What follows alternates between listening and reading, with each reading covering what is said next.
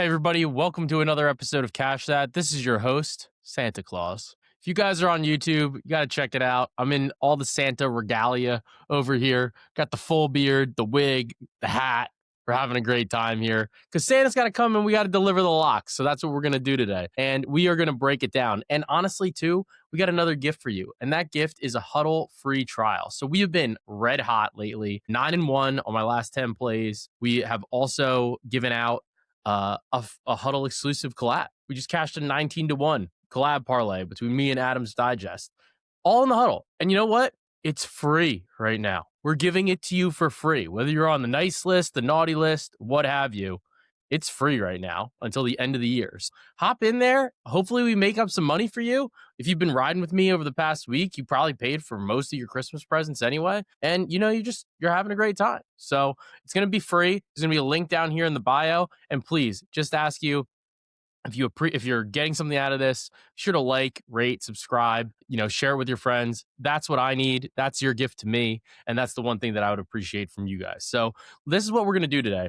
We are going to talk about the NBA Christmas slate. It is an excellent slate, way better than the football games that are on. I saw a stat, and it's not really a stat, but it was that it was more expensive by like over $100 to get in for the cheapest seat into the Knicks game against the Cavaliers than it is to go to all of the professional football games that are scheduled for Christmas Day. So get out of here, NFL. Christmas Day is for the NBA. Call it a day. Get out of here. Stay out of it. Stay in your lane. So what I want to do is I'm going to break down each game, give out some best bets if I can. The markets are kind of developing. Some of these lines are a little bit soft too, so I don't want to totally nuke them if I don't have to, especially because, you guys can get it for free instantly if I give it out in the huddle. So we got a couple bets out here and I am going to break them down for you. So the first game that we are going to touch on is the New York Knicks against the Cleveland Cavaliers. This line here, let me open it up for you guys. It's so much easier when we can do this. I've been loving doing this on YouTube now, where we do the screen presentations and stuff. I think it's a lot of fun, and I just think it's like a better opportunity for you guys to see exactly what I'm looking at and try to go from there. So let's see. Right now, we're looking at the New York Knicks versus the Cleveland Cavaliers. Spread is 6. Knicks are minus 220 on the money line. Total is 236.5. I gave out the Knicks minus 5 the other day. I think that this is a great spot for New York. The Cavs are literally one of the worst teams. Actually, they're the worst team against the spread. I think I saw that they're now like 9-17 or 9-20 or something like that against the spread. Just an awful spread team. The New York Knicks are one of the best teams at home this season in the NBA. I just think that this all kind of comes together into being a great spot for New York. The Knicks are going to have Jalen Brunson and OG Anunoby extra rested for this spot too. Brunson and Anunoby sat out the game against the Minnesota Timberwolves. They're going to have a little bit of extra rest. I think they're going to be ready and raring to go. So love this spot for the New York Knicks. Additionally, the Cavaliers are going to be, or it seems like they're going to be without Evan Mobley. The original diagnosis for Mobley was that he was going to be able to return potentially after Christmas. So keep an eye on that. But I do expect Mobley to sit. In the event that Mobley sits, it's going to obviously negatively impact the defense of the Cleveland Cavaliers. And it changes some of the schemes that they can do. You're kind of in a situation where you've got Donovan Mitchell, Darius Garland, and Jared Allen all playing major minutes, and DeAndre Hunter as well. But Jared Allen is a player that's not as switchable as he maybe once was earlier in his career. He's getting a little bit older, getting a little bit slower, and he's generally playing a lot more drop. And without Evan Mobley's size and ability to kind of switch, continue to play a diverse set of like nuanced defensive coverages, I do think this could open things up in particular for Karl Anthony Towns. So for me, looking at this game, I think it's a great spot for Cat. I think that I'd be looking at him for his threes. You're getting like over 1.5 at minus 113 or so, especially if Allen is settled into a drop. Cat just had an incredible game against the Minnesota Timberwolves, which was not super surprising given the fact that his former team, second game that he's ever played back there now, and I think that he was really locked in, especially without Brunson. So looking at these player props, we've got Donovan Mitchell's at 30, Jalen Brunson's at 28. Don't love Brunson here as much as I thought I would, but If Allen or if Mobley doesn't play, I might be looking at some runs and stuff. But this cat line at over 22 and a half, I want to see how this opens up. Right now, I'm really only seeing open props for the most part on FanDuel. Right now, if we looked at pulling up DraftKings right now too. Okay, so stuff did just open up. So you can get 21 and a half for cat, so 22 plus at minus 115 on DraftKings. I think I'm probably going to play that. I think it's a really good spot, given the fact that, like I said, I don't anticipate Jared Allen or Evan Mobley to play. This over 22 and a half at plus 102, also good at FanDuel. I like the idea of being able to get, both sides of this. Also, from a rebounding perspective, Mitchell Robinson is opening up at 8.5 at plus money. And this is one of the things that I always say, like sometimes I like to wait and see where things kind of open up. It hasn't opened up yet for Mitchell Robinson on DraftKings, but it's always good to see, because sometimes the books that are first to market open up a little bit higher than you would anticipate. Like here, you're seeing cat for the points over 22 and a half. Versus DraftKings opened up a little bit later at 21 and a half, but at a little bit slightly more juice number at minus 115. So that's what I'm looking at in this game between the Knicks and the Cavs. I think that we have two teams that are, and I'm trying not to be too much of a homer, but we have two teams that are kind of trending in opposite directions. I would say that the Cavs have really struggled out of the gate. They're obviously dealing with the Mobley injury, whereas New York, they're missing a number of players, whether it's, Deuce McBride, whether it's Landry Shamet, etc. New York is generally pretty healthy right now, and they just had the luxury of resting Brunson and OG. So I think it's a really good spot for them. And I'm going to be back in New York, and I think I'm going to be grabbing some cat stuff. Again, like I said, I was looking at his threes. His threes here are listed at for 2+. He is listed at minus 113. And then you always got to check this to make sure that they're consistent. So actually the over under is minus 114. And then looking at DraftKings, you're looking at 2 threes is minus 118. So better price at FanDuel for the threes if you want to do that for cat.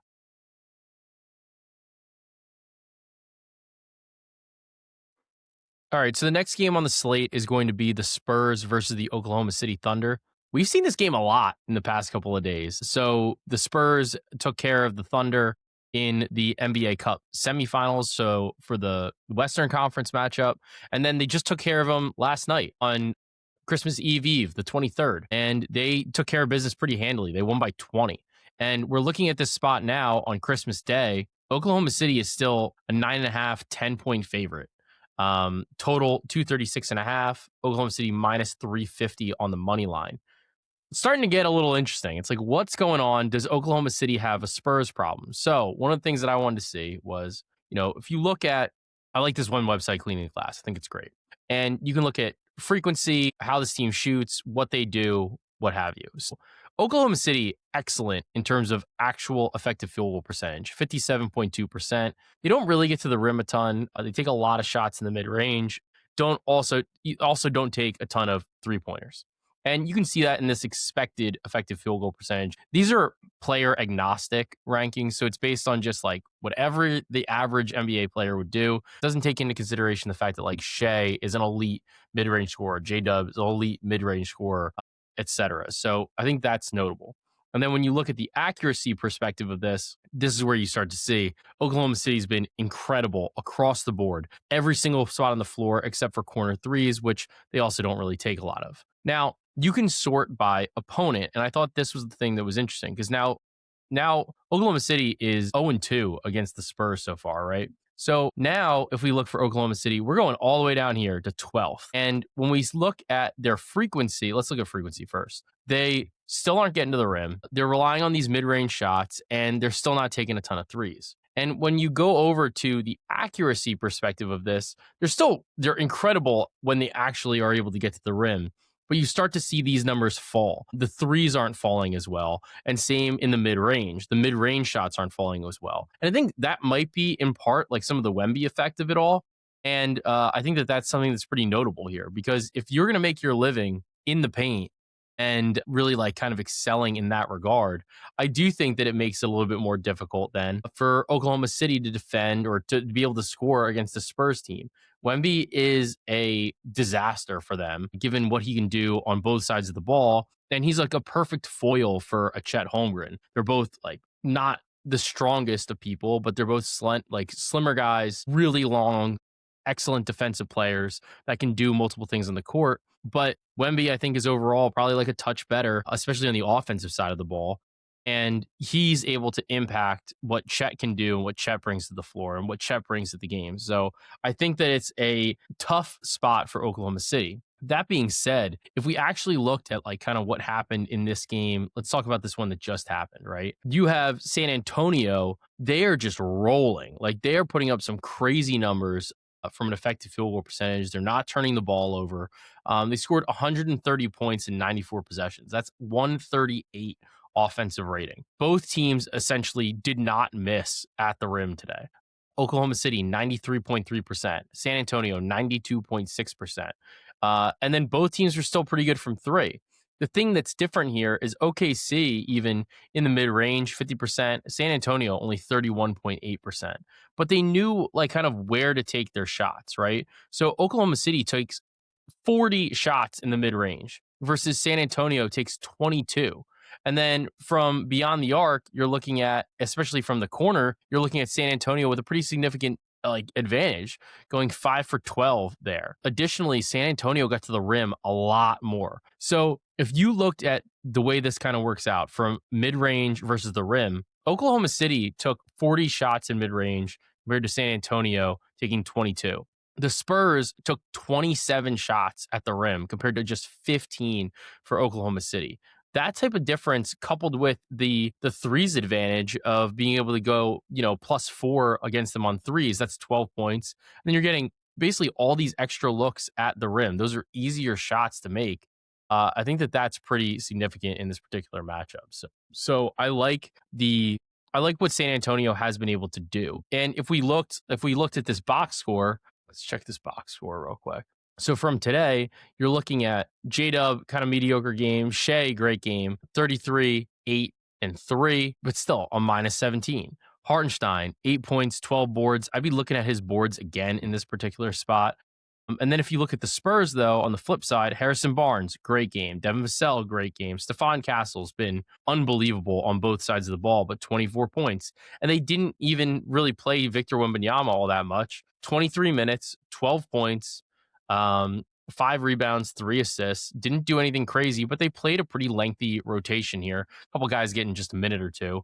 But I do think that we might see a little bit more Wemby on Christmas Day, given the fact that he's been able to ramp up to get to this point. So that's something that I'm looking at. I don't have any particular player props that I was dying to bet in this game just yet. But again, I think I would consider some of the Hartenstein stuff. Hartenstein is looking at a rebounds line of 8.5. It's juiced to hell here at FanDuel at -152. I don't know what it is right now on let's check DraftKings real quick. It's -158. They're basically moved to 10 plus. So I think that's notable. And I think it's something that, we should be looking out for moving forward. Looking at the next game, we've got the Rockets versus the Los Angeles Lakers.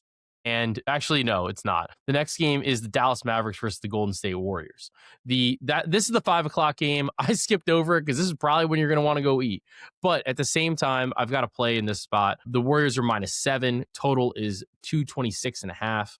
I'm looking at Anthony Davis over 35.5 points plus rebounds.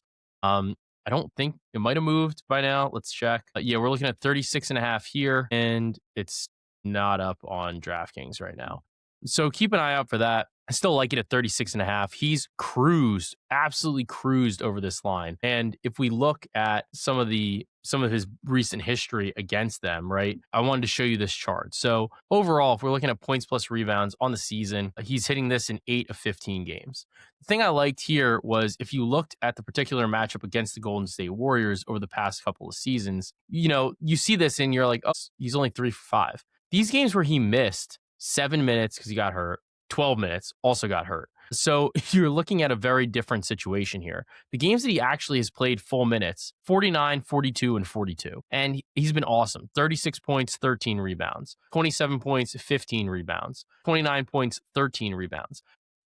My thing with Anthony Davis is he's playing this Warriors team who does not necessarily have the personnel to really deal with him. And what I mean by that is they don't have the bigs that are necessarily capable of like really punishing him on the defensive side of the ball and forcing him to exert a lot more energy or potentially get in foul trouble on when he's playing defense. On the flip side for AD, he's able to kind of dominate and play bully ball. He's able to effectively play either the 4 or the 5, preferably the 5 here because Golden State is slightly undersized. You're going to get minutes where like Draymond Green's on you. That's a matchup Anthony Davis can and should win every single time, as good as Draymond Green is. So I think that with AD and given what like the shooting profile is and what the Golden State Warriors allow, they allow a good amount of looks from the mid range, but they really get blistered in the paint, not necessarily at the rim, but in the paint. AD is taking, for the most part, like pretty much all of his shots, either at the rim or in the paint. So he's basically taken 74% of his shots from that area, which just aligns perfectly with what Golden State allows. So really like the spot for AD, and I think that he's going to be able to go over this line as well. Al Murray talked about Steph Curry in this particular matchup, and I think it's definitely worth a look. If you go back and you look at how he's done against the Dallas Mavericks, the scoring has not necessarily always been there, looking at closer to 26 and a half points or so, but the rebounding has really popped. He's had 4 or more rebounds, really 5 or more in 5 of the last 7 games, or really 5 of the last 6 games against the Dallas Mavericks over the past couple of seasons. Dallas has also given up a ton of rebounds to guards. We're seeing Jamal Murray 7, Cade 10, Jamal Murray 4, Reeves 8, DiVincenzo 5. So a lot of different opportunities there for Steph Curry in this particular matchup as well. So something to look at. Kyle's really sharp. Probably will have something else here.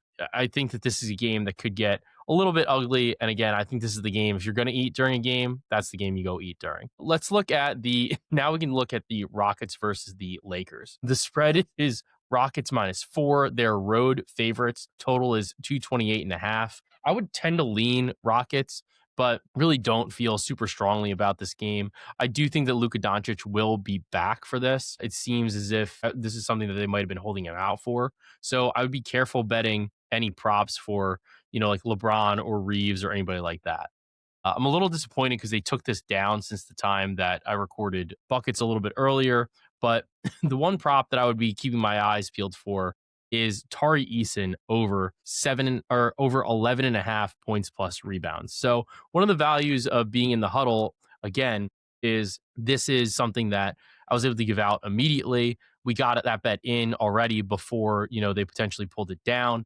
And it's a number that I just think is kind of crazy looking at this season for Tari. So Tari is hitting 11 and a half PR in 9 of 12 games. And looking at, I think part of why we were getting this is they were essentially superimposing the line from today's game against the Clippers to this matchup against the Lakers on Christmas Day, which for a variety of reasons is no good. Number one, a lot of it had to do with the fact that he was just coming back from injury. So he missed a lot of time. His last game was November 4th or November 14th, where he played 11 minutes. He came back, played 16 minutes against the Kings on the 21st. So that's just a couple days ago. Now against the Clippers, they took his lines of 7.5 points, 11.5 PR, and then applied these props from this game onto the Christmas game. And the Clippers, in this game against the Clippers, we're now seeing him at 18 minutes. Scored 7 points, 5 rebounds, would have gone over this 11.5 line as well. And I think the reason that I'm saying that I think it's so important and why we're kind of looking at it that way is this is a natural progression up. So we're seeing him return 16 minutes. Looks like he's playing 18 minutes tonight, in part probably could due to the fact that it's a blowout. But then maybe we see 20 minutes, which is a lot more in line with what he's actually averaging over the course of the season. Season average is 22.8. It's also been a pretty strong matchup for him overall against the Lakers. Part of why is if you look at what his shooting zones are, right? He's taking a lot of looks at the rim, basically doesn't shoot at all from mid-range, and takes threes. Ari is a guy who is probably going to be defended by like maybe a Luka or a LeBron, both players who like to, sometimes take it a little bit easier on the defensive side of the ball. And I think that that's important here because Tari is a great spot up shooter. He's great in transition. I think he's a pretty good cut guy if he wants to be. But the majority of his shots are coming on spot up looks and in transition. 2 spots that are general weak points for the Los Angeles Lakers. Additionally, I like the fact that the rebounds are here because I think that he's going to get enough minutes. I think this game is going to be played with enough pace. And I just think that, again, these props were listed in such a way that it didn't really make sense.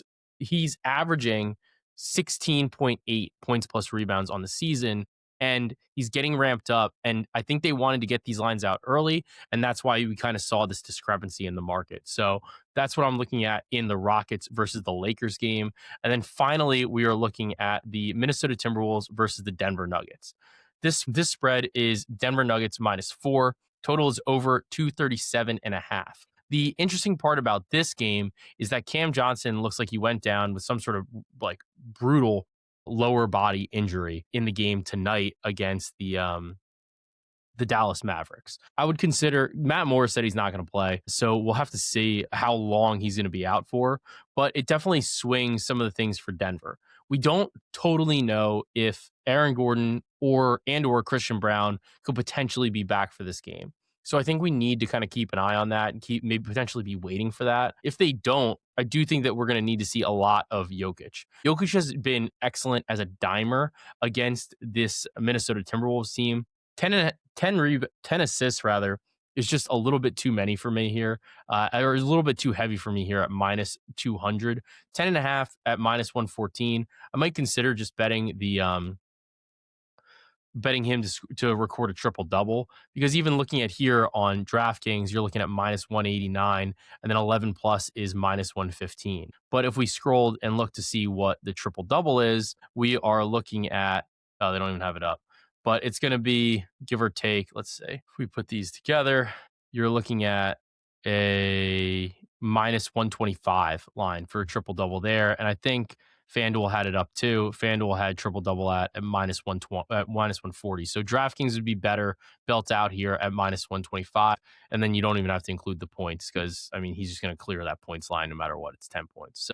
So that's one thing that I would be looking at. Additionally, I do think that this could potentially be a really good spot for Anthony Edwards again, along with Dante DiVincenzo. Both of these guys can really kind of crush from beyond the arc. And I do think that this is a good opportunity for both of them. Looking at the matchup in particular, when we see Ant against, this is kind of like screwing it up. It's kind of going against the Knicks here, but Ant on the course of the season averaging over 30 points a game and is getting threes up as well. So he's averaging, give or take, what is this? Averaging a little bit over 3 per game from beyond the arc. Looking at Dante, though, Dante has been really good on this points line, 13.5 points, hitting this in, I guess it's like 9 of 13 games on the season. I really like this spot for him. I think that's a good matchup schematically. Denver is doing a number of things to try to prevent some of these 3-point attempts, but Dante is somebody that's also able to put the ball on the ground and dribble the hoop, get to the rack, create for himself. So he's not as much of a true spot up shooter in and of itself. And looking at what Denver's defense is allowing, they're allowing these looks from the corner, but they are allowing a ton of these looks from mid range, which are all areas that Dante DiVincenzo has been really, really solid in terms of getting looks. We can score off the dribble. He can get to the rim as well. So I think that Dante is somebody that you could look for here, but Ant is probably the player that if I was really trying to pick somebody, I think that Ant is has a lot of potential for a good game. And he's had a lot of high rebounding games against the Denver Nuggets as well. So I think grabbing him for maybe points plus rebounds isn't a bad look in this spot against the Minnesota Timberwolves. And additionally, if they're without Cam Johnson, you probably need to play a little bit more Jonas Valanciunas just because you need him out there. Look at this points prop, 7.5. He has been absolute money on this line, hitting it in 11 straight games. It's just that he's out there for enough minutes. He's out there 14 minutes, 16 minutes, 16, all like these minutes in like between like 13 and 16, 17 minutes. Just is out there. He's always going to get his shots up. 3 for 4, 5 for 11, 5 for 10, 4 for 6, 4 for 5. He's just getting his opportunities because he's just getting fed in the interior. And a lot of times it's not aligning with whoever the primary starting big is here. So for this spot against the Minnesota Timberwolves, you're probably looking at a situation where he's not lined up with Rudy Gobert. He's lined up in some of these minutes against Naz Reid against Julius Randle. And those are minutes where he can really just kind of put his back to the basket and get a couple easy lay-ins and make some scoring there. But again, I think that you need to pay attention and make sure that both Aaron Gordon and Christian Brown are out before necessarily pulling the trigger on a Jonas Valanciunas prop, especially a scoring prop here. So those are just some of the things that I just would want to be cognizant of, and I would want to be keeping an eye out for in this game between the Denver Nuggets and the Minnesota Timberwolves. I do think that Minnesota has generally struggled against good teams. They beat New York last night. However, New York did not play Jalen Brunson or OG Anunoby, and New York was fighting them in like basically the entire game. In at the very end of the fourth quarter, it got a little bit out of reach. But I do think that overall, this Minnesota team, I'm a little bit skeptical of. But at the same time, Denver, as currently composed, they're really, really, really banged up. And if Gordon comes back, if Brown comes back, that'll be something to keep an eye out for. And again, I don't think that Cam Johnson's going to play in this game. So I would lean towards Minnesota just because they're definitely healthier at this point in time. Man, that got crazy there. So that was crazy for whoever was watching on YouTube because the screens were just exponential. It was like the mirror screen type of thing if you put two mirrors next to each other. So I will talk about a couple things because there are some trends obviously for, I'm not used to having this much, facial hair over here. But there are some trends that everybody always talks about. They talk about the unders on Christmas Day trend. What we found is that is not necessarily as effective lately. That's something that the market has kind of caught up to. Plus, the pace of these teams continues to increase. Same with the offense. So something to keep an eye out for. Additionally, home teams have generally not been as good lately over the past couple of seasons on Christmas Day, and we're seeing underdogs winning a little bit more. Further, over the past, I think somebody pulled it on buckets, but over the past like 24 years, so since 2000, the NBA champs are generally playing on Christmas Day. They're 12-12 on Christmas Day, straight up. So something to keep an eye out for with Oklahoma City getting that matchup again with the Spurs. Are they going to break that trend? Are they going to make this a positive trend now where you're 13-12 straight up? So definitely something to kind of keep an eye out for. And again, you don't need to have action on every game. I know that you might want to, but at the same time, it's not worth it. Like, you don't need to be sweating out every single game. You don't need to have a play for everything. You don't need to force a play for every single game. As you kind of heard me talking about today, some games are just like, I don't really have anything great for that right now. I don't need it. I don't need to force it. Be sure to, obviously spend time with your family, enjoy that, enjoy the food, and enjoy the basketball. So for Pods and Recs, I'm going to recommend, enjoying time with your family, opening the presents, maybe having a little old fashioned during the day. I love a nice old fashioned. I love a nice red wine. Maybe even throw in a little sambuca in there. Throw it into a little bit of coffee. So I'm going to recommend spending time with your family, having a drink or two, enjoying the football games, enjoying the basketball games, whatever you want to do. Obviously, have fun. And for all the people that are in their fantasy football championships, good luck to you, except for not Steve, because I'm against him in my fantasy football champion. I hope he loses. That would be sick. So God bless, ho, ho, ho, and Merry Christmas as we continue to cash that.